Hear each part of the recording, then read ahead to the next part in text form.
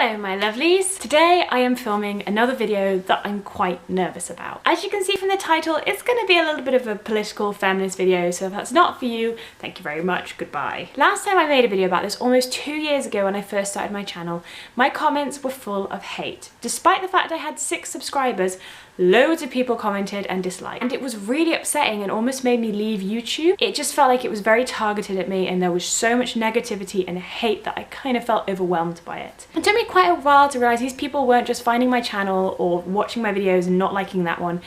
These meninists were actively searching feminism and most recently posted and then just spewing hates in the comments of all the videos they could find. So for that reason I've closed the comments, which is really sad because I love getting comments and I love being able to discuss things with you guys, but I've just had to do it for my own mental stability. I would love to discuss this with you and get your thoughts on it though, so if you want to head over to my Twitter or my Tumblr and you can talk to me over there. Right, now to the crux of the video. This video is a response to John Green's video about the gender pay gap. I watched the video and thought it was absolutely fantastic, really interesting, well researched, and then I made the mistake of scrolling down into the comments. The comments just made me want to die and got me so riled up that I decided to film this video. One of the first things that I think is really important, and I'm not really going to discuss, but I just want to say, is that the pay gap exists.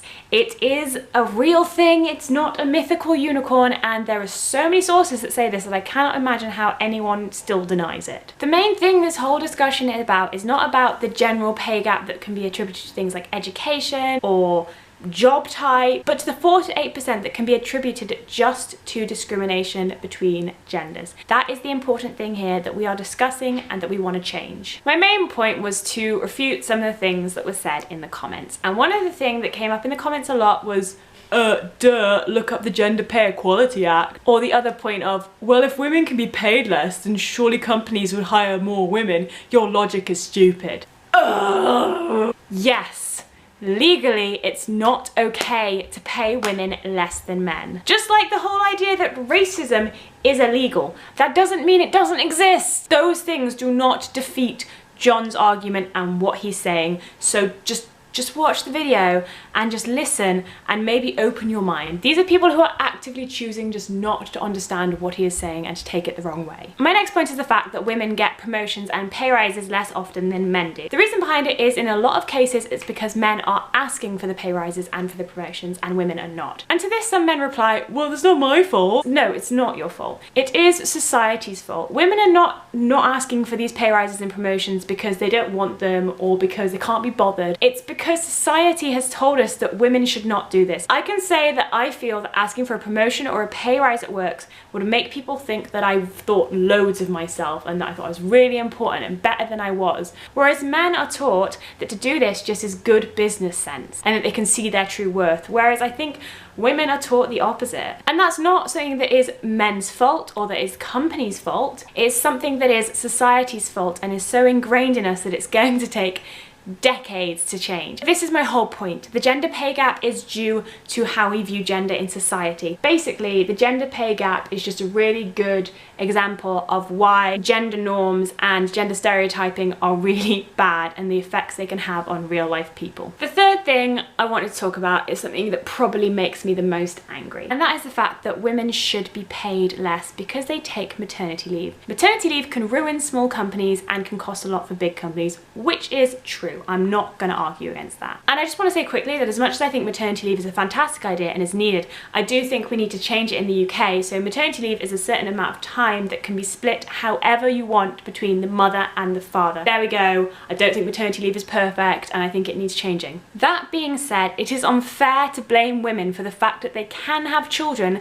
and to use that as an argument of why they should be paid less. I'm going to say something now that might blow your mind if you're a meninist, and that is the idea that women are not the only people to profit from having children. Women are not having children for themselves. It's not like buying some high-end makeup or a Gucci handbag. In most couples where they decide to have kids, they decide it as a couple. The man wants kids just as much as the woman wants kids, some cases even more so. And also punishing all women for the fact that women can have children or they may one day take maternity leave is just not fair. Women are not having babies for themselves. If we are going to be dramatic about this, which I probably am, if women just went, all right, well, okay, we'll stop having babies, but can we have equal pay? And everyone went, yeah, that's okay. Human race would die out. Women need to keep having babies to keep on the human race. I don't know why I'm having to point this out. It seems too obvious. Also, all these men